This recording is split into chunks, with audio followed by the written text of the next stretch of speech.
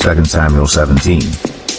Ahithophel said to Absalom, I would choose 12,000 men and set out tonight in pursuit of David. I would attack him while he is weary and weak.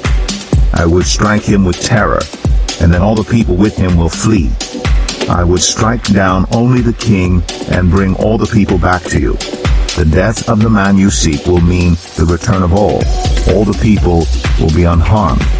This plan seemed good to Absalom and to all the elders of Israel. But Absalom said, Summon also Hushai the Archite, so we can hear what he has to say as well. When Hushai came to him, Absalom said, Ahithophel has given this advice. Should we do what he says? If not, give us your opinion. Hushai replied to Absalom, The advice Ahithophel has given is not good this time. You know your father and his men. They are fighters, and as fierce as a wild bear robbed of her cubs. Besides, your father is an experienced fighter. He will not spend the night with the troops. Even now, he is hidden in a cave or some other place. If he should attack your troops first, whoever hears about it will say, There has been a slaughter among the troops who follow Absalom. And even the bravest soldier, whose heart is like the heart of a lion, will melt with fear. For all Israel knows that your father is a fighter, and that those with him are brave. So I advise you, let all Israel from Dan to Beersheba, as numerous as the sand on the seashore, be gathered to you, with you yourself leading them into battle. Then we will attack him wherever he may be found, and we will fall on him as dew settles on the ground. Neither he nor any of his men will be left alive. If he withdraws into a city, then all Israel will bring ropes to that city, and we will drag it down to the valley until not so much as a pebble is left. Absalom and all the men of Israel said, The advice of Hushai the Archite is better than that of Ahithophel. For the Lord had determined to frustrate the good advice of Ahithophel in order to bring disaster on Absalom.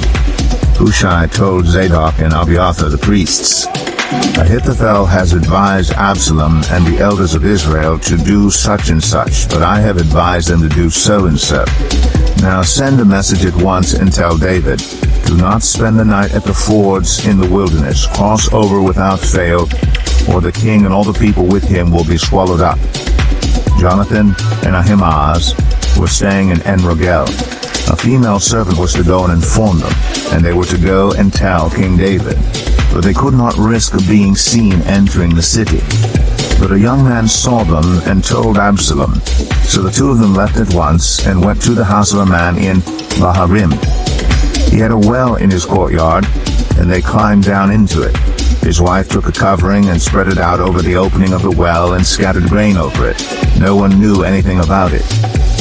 When Absalom's men came to the woman at the house, they asked, Where are Ahimaaz and Jonathan?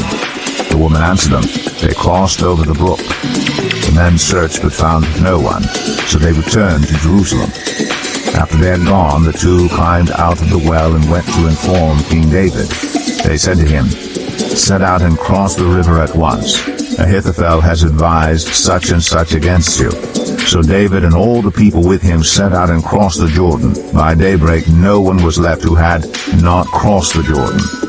When Ahithophel saw that his advice had not been followed, he saddled his donkey and set out for his house in his hometown. He put his house in order and then hanged himself.